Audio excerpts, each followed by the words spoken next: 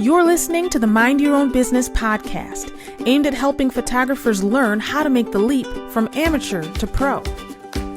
Hello, and welcome to the Mind Your Own Business podcast, a joint effort brought to you by PhotoFocus and Skip Cohen University. This is Shamir Young, and I'm joined by my co-host who is currently suffering in 50-degree Florida weather, Skip Cohen. Skip. It is a bone-chilling 50. How are you holding up? Yesterday, it got down to about a bone-chilling 60.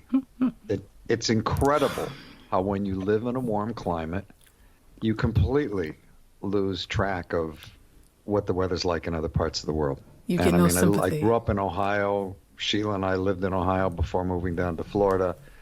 I haven't forgotten winter, and yet when it drops below like 70, all the residents in Florida just whine and complain, and they dig out their flannel shirts. And the funniest thing is to see usually early 20s woman in short shorts, halter top, but with Ugg boots and a scarf and a sock hat. I mean, come on.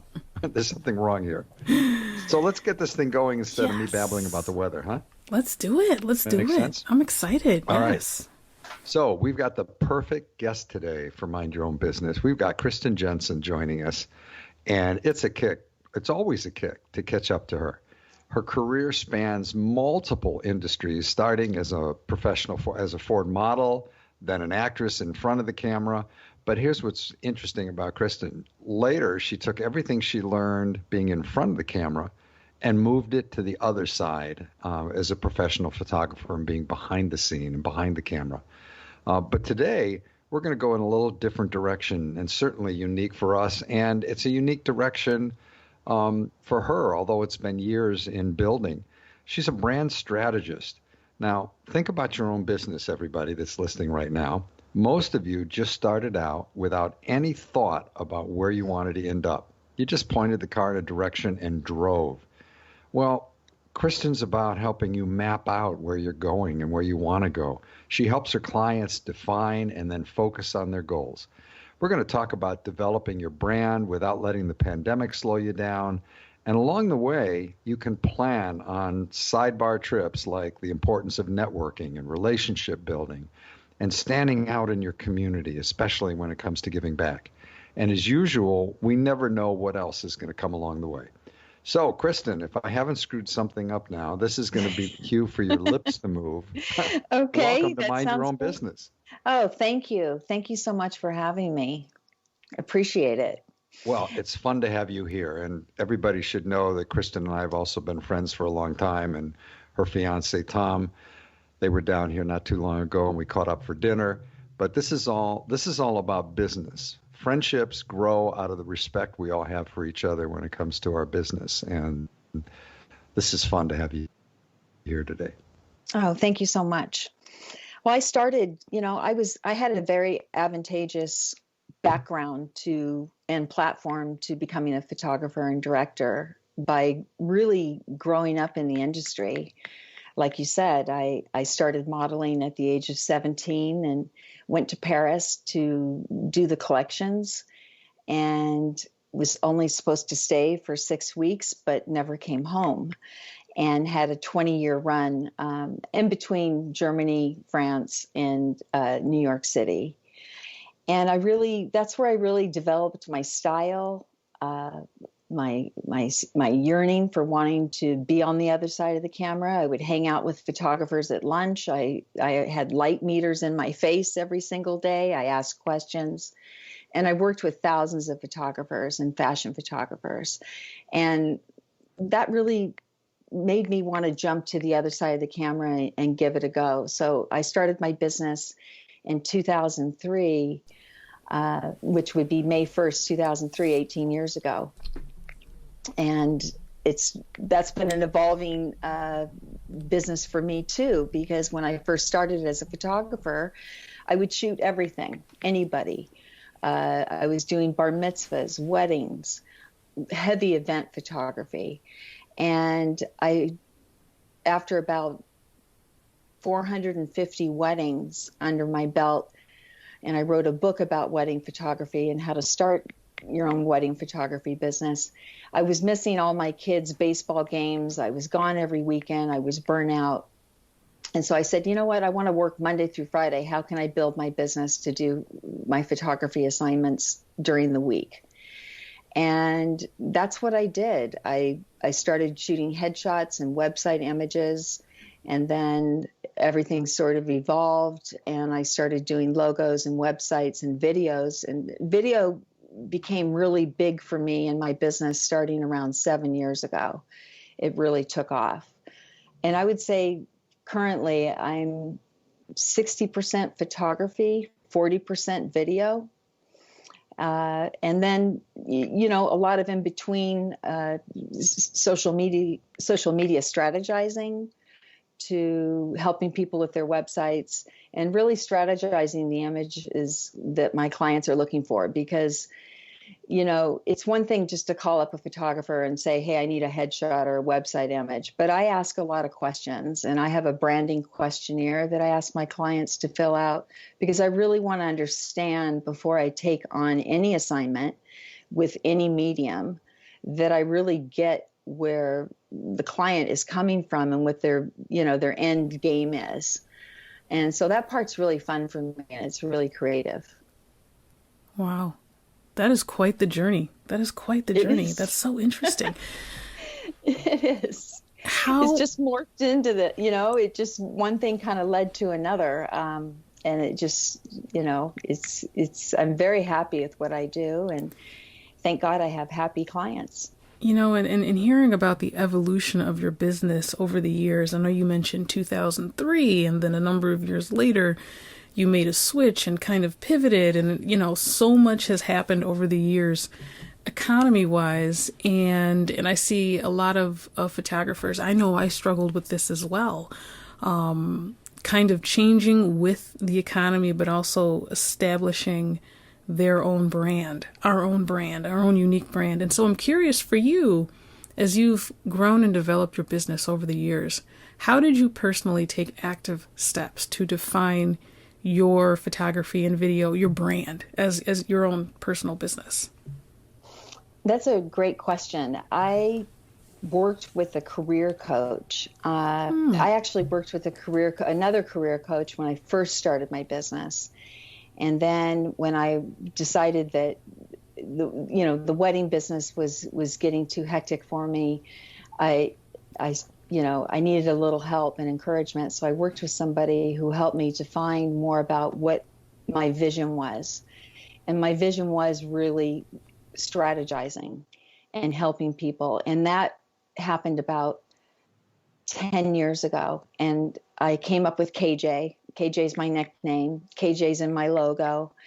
And I started adding to all my marketing pieces, not just photographer, but branding strategist. And then that evolved into KJ Lifestyles, which is more of creating a brand to help my clients' lifestyles. So I incorporated the word, the buzzword lifestyle into my brand. But, I always tell aspiring photographers, new photographers, or photographers that have been in business for a long time, people have to hear or see your name or hear about you 8 to 10 times before they'll pick up the phone. So it's branding yourself. And that's really where it is right now for marketing and business, and for a lot of businesses, but especially as a photographer, is branding yourself. People work with people that they know or feel like they know. So the more that you can share with your followers on your socials, the more that you can share in a newsletter about your updates, the more that you can share on your website, and the more that you can get involved in your community, even your local, even if you're from a small town, it doesn't matter. But the more you can get involved and get your name out there, the better chances you have for people really picking up the phone and calling you. What did you say, 8 to 10 or 8 to 12 times? 8 to 10. Recently, I read an article that said that number is now 12 to 15. Probably. And if I 'Cause- go back to yeah. my early days at Polaroid, and everybody knows what a dinosaur I am, my early days at Polaroid, they used to say you had to hit a consumer 2 to 3 times for them to remember your brand or your name. And Yeah. now when you talk about 12 to 15, I want everybody to think about how much noise there is in your life. How many emails do you delete and never even open? I love the fact that now my phone is finally set up the right way, even though everybody else has been that way for years, but I can finally control and delete emails so that by the time I sit down at my computer, half the stuff is gone and I've never even opened it. So that whether it's 8 to 10 or 12 to 15, it doesn't change how important it is.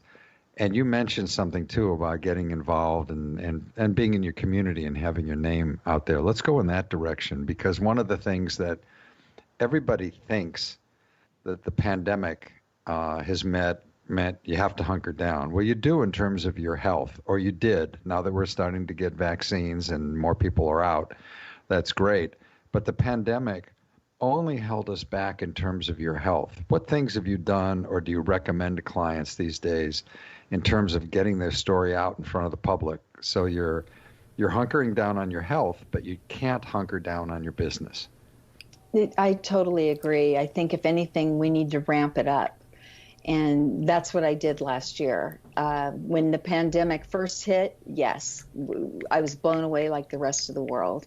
And every job I had on the calendar and every flight I had booked to go shoot somewhere, and every event that I had booked, because I still do events upon a request, I had to return the deposit. So it was a heavy hit initially. And what I did was I started offering Zoom lessons for my clients. And so I did that for about 2 months until I got zoomed out. Because that's, I mean, that's like really, when you do Zooming all day long, you've got to be on it. You've got to be looking good and sharp and your backgrounds, and, you got to practice what you preach. So I did that for a while, but I really kept up with my marketing and my newsletters. And thankfully, knock on wood, and we've done this safely, I've been able to work, from towards the end of May last year straight through. And again, the event business and my friends that are in the event business got hit really hard. But I had, this other source of revenue and other pockets of business that I'm in, so I was okay. But I think, if anything, and I tell my clients, not even my photographer friends and clients, that you have to be out there, you have to be seen, you have to stay relevant and be on a really high positive note during these times. Absolutely. Absolutely. And I'm curious, so you mentioned that you pretty much stayed busy, did you say end of May last year, all the way through? Yes. How Yes. did you, I want to make sure and ask this question correctly, because I know a lot of photographers kind of froze in their tracks, didn't have any bookings, didn't know what to do. But you managed to connect with people, Right. even though you couldn't physically go see them in person, and you managed to connect and get more work.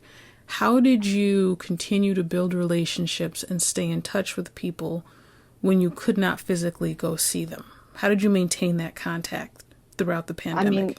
I think Zoom.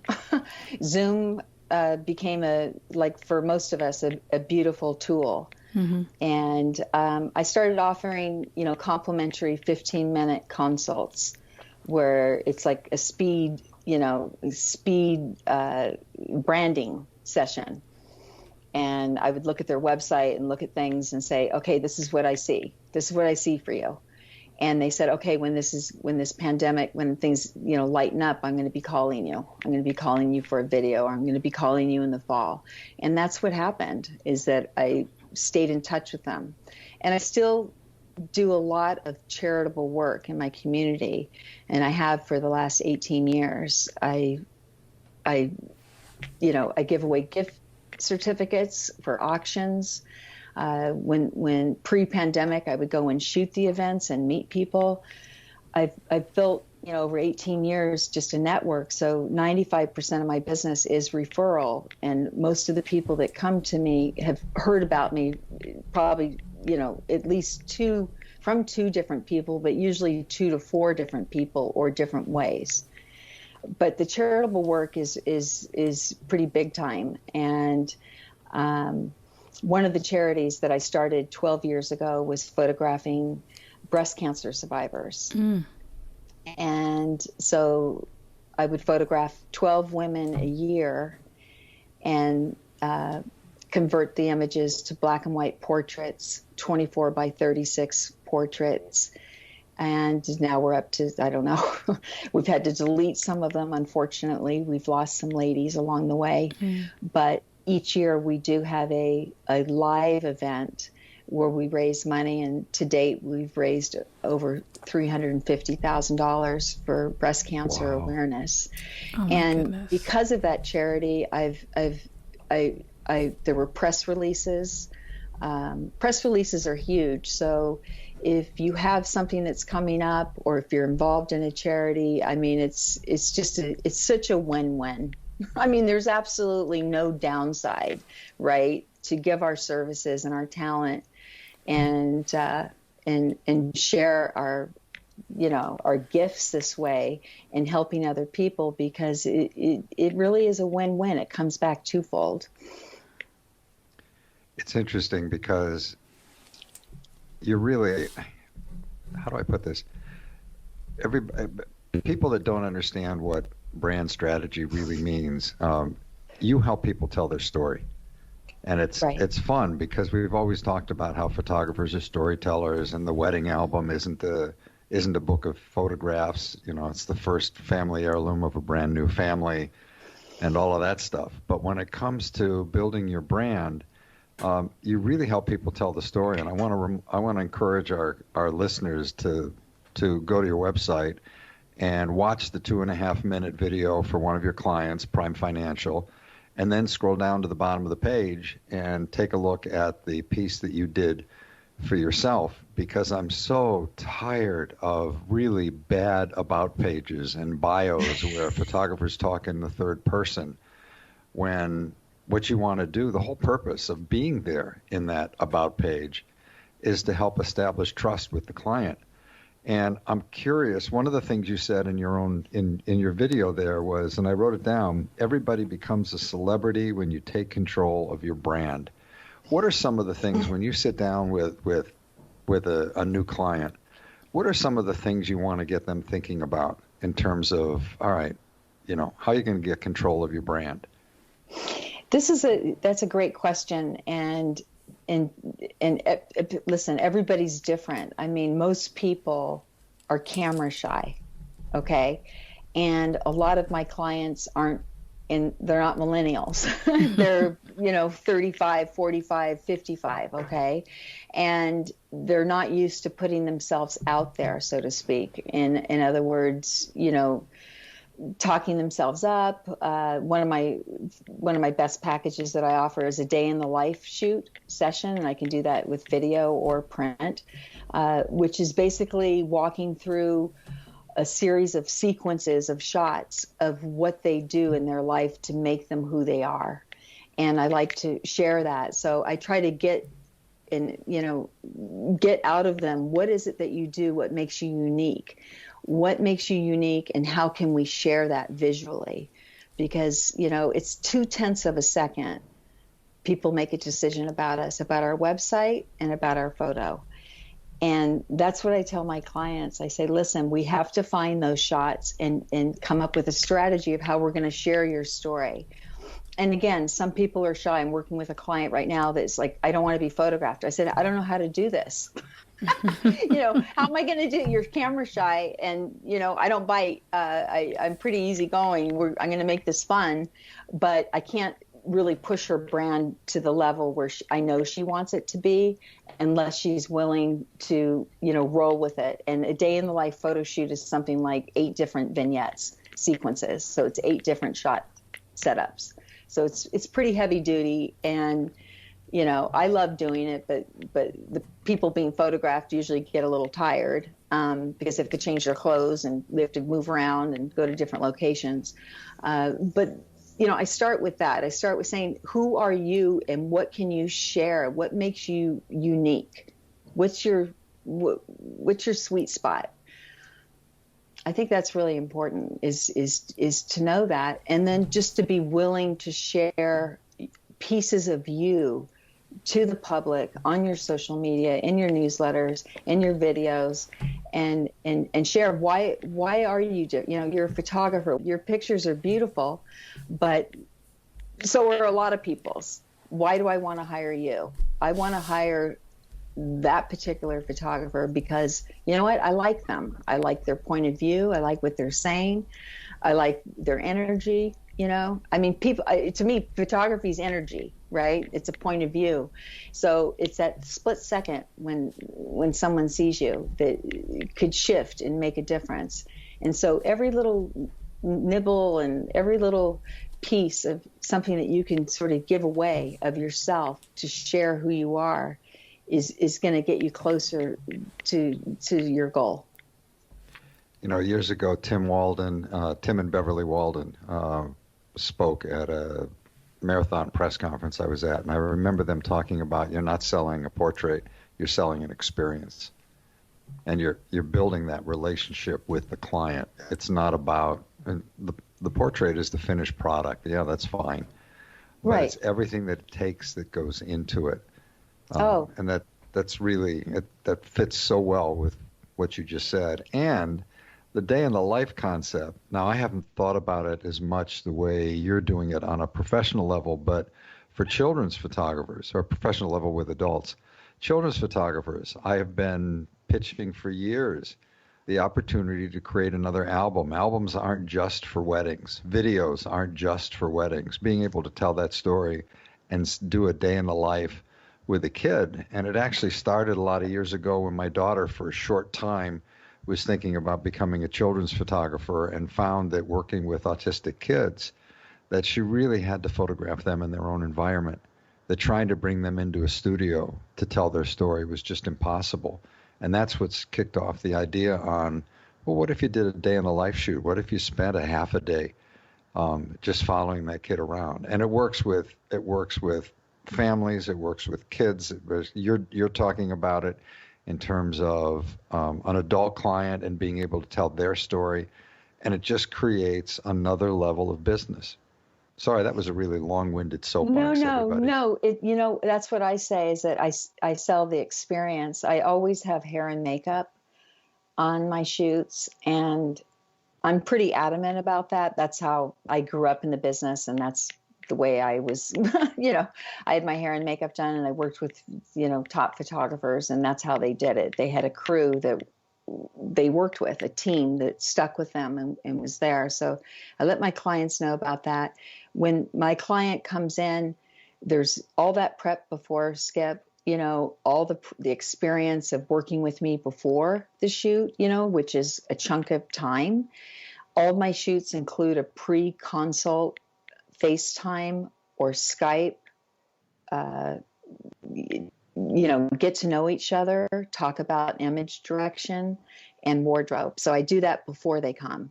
Then when they arrive, music is on, hot coffee is poured. I have a marquee with their name on it. I treat them like a celeb. Okay. Everything is easy breezy. They don't lift a finger. They don't want to leave usually because it's fun. That's awesome. I make it fun. So, and that's what I say. It's not like we're just having a conversation. I'm not really I have a camera in my hand. Right. Okay. That's my tool.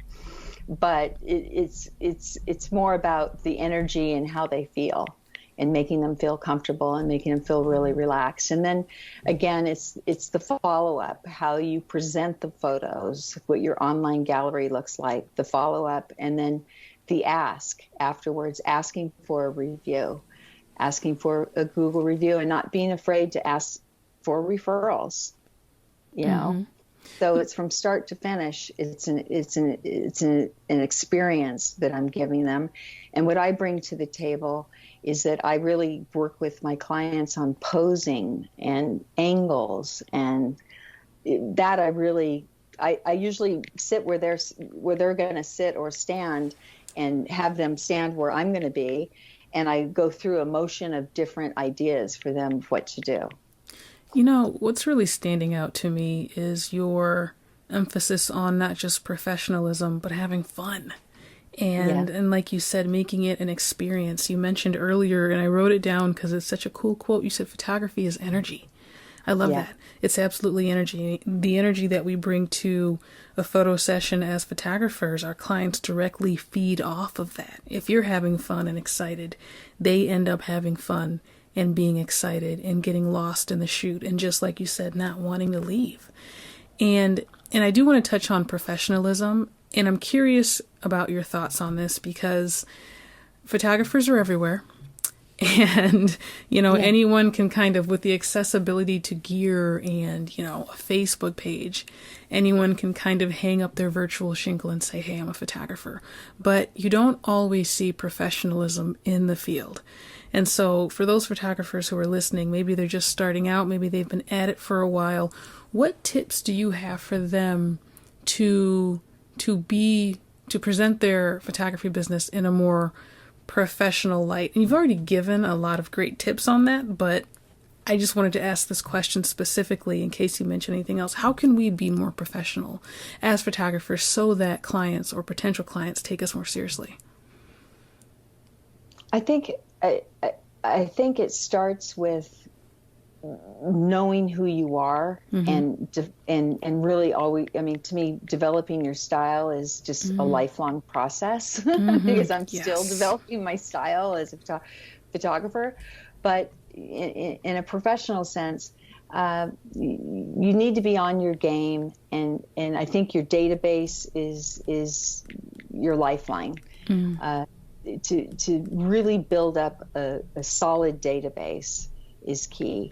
And to be in touch with your clients and to give them tips. You have to, I found that I've had to give away a lot. I have to give away a lot of information. I do a lot of give outs, freebies, so to speak, tips, advice. I've told people how to use their iPhone, knowing how to orchestrate emails and to follow up promptly. Yes. I think we live in a time where, we used to pick up the phone and call people, but I rarely get calls, right? It's almost all email or through social media. But just to be very responsive and on it and thorough, and that when you do the shoot, that it's a great experience, and the follow-up is just as important. That was something I lacked for a while, and I had to pick up speed on that.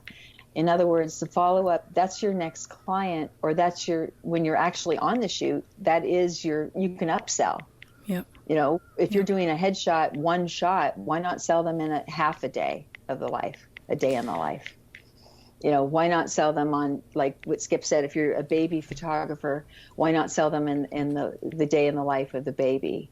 I think parents and people would go for that. So you have your audience, and they're with you. So you want to make the experience exceptional, but you want future business, whether it's from them or through friends that they recommend. So I think it's just dotting your I's and crossing your T's. And what's so interesting about follow-up is, as simple as it seems, it's so important, and not everyone gets it. I've heard horror stories from people. A woman was telling me after she had a wedding. It was her daughter's wedding, and a professional photographer crew there. And after the wedding, it took them months to get their photos. Just not hearing from the photographer at all. It's, and talk about the impression that leaves. And the woman telling me the story, I have no idea how the photos turned out. They could have been the best photos ever. I have no idea, because all that she remembered was the horrible customer service after the fact. So I love that you're talking about the importance of being responsive and following up and keeping in touch. Right. And especially with wedding photography, because the bride and groom, the only people they're really talking to after the wedding, they're not talking to the florist, Right. Right. Exactly. Right. So, I mean, it's the photographer and videographer that has to do the follow up. So when I do a wedding, I go home that night or the first thing in the morning and I send them 12 stellar pictures, money Love shots it. from the day. And, low res, here they are. Thank you very much. And after a shoot, I don't do that with all of my portrait shoots, sending them pictures, but I always follow up with a thank you and thank you for your time and blah, blah, blah. Really important to have a calendar. I have a huge whiteboard in my office and a punch list of different things to do. So, and I use iCal with alarms on it and buzzers, and I break down my day, and I have days where I edit and I block out time, and that makes things more efficient. If it's not on my calendar, I just don't do it. So for me, if I do a portrait shoot, if I can turn it around in 72 hours, I'm running my tight ship. I'm very happy. They're happy. Sometimes years ago, it must be 30 years ago that I heard Dennis Reggie talk about the importance of a wedding album. And he said, look, everybody, the flowers have died. The food has all been eaten. The band is gone. Grandma's been taken back to the nursing home. The only thing that lasts is the album. And that album is, since we all use the word pivot and pivotal lately, is so pivotal to maintaining that relationship. So if you're taking forever to get back, and if you're not teasing the client with sending them a few images, I love your idea of whether it was after a wedding or even sharing something and following up with a headshot client. Yeah. It's so important. That's the key to the relationship. So good, very good stuff today. Yeah. Yeah, everybody wants to, they're anxious to see it. So the longer you lollygag and don't get their pictures out there, it's just the minute you get your pictures. I mean, I send the pictures out, I send it to them. They're posting on social media, they're tagging me, then other people are calling. I mean, it just things move faster if you're on it.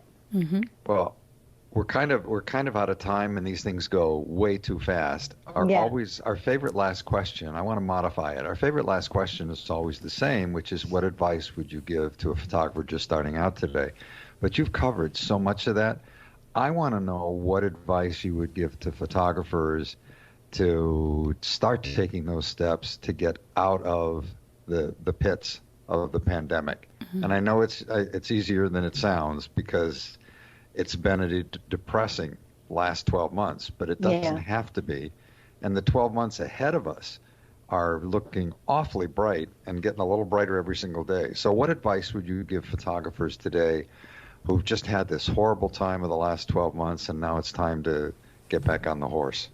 It's time to revamp and reboot and revitalize. It's a perfect time to launch a new look, a new brand, a new site, new content on your social media. I would add, for the photographers, I would add more of you into your brand.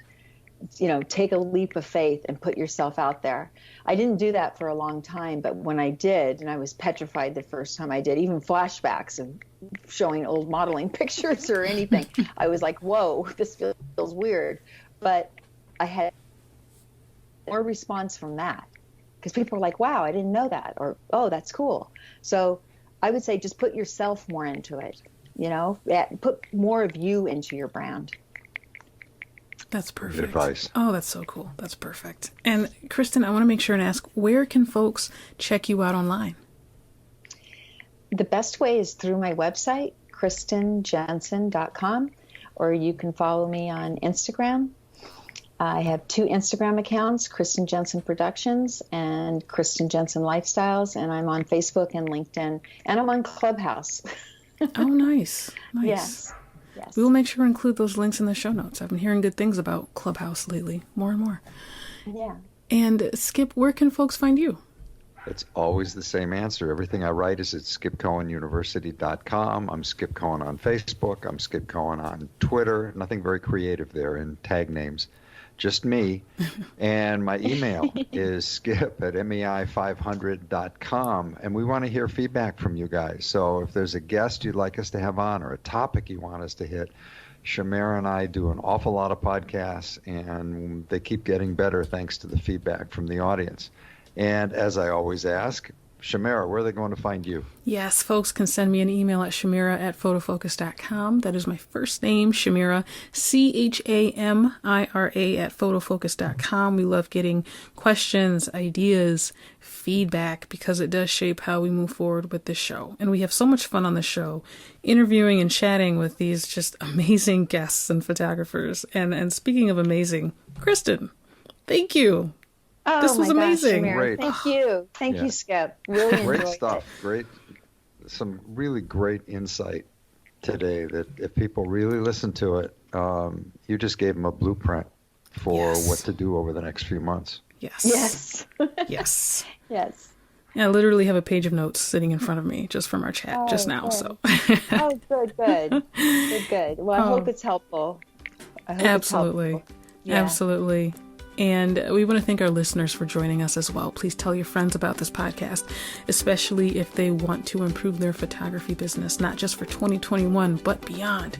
So we look forward to having you all with us next time on the Mind Your Own Business podcast, brought to you by Photofocus and Skip Cohen University.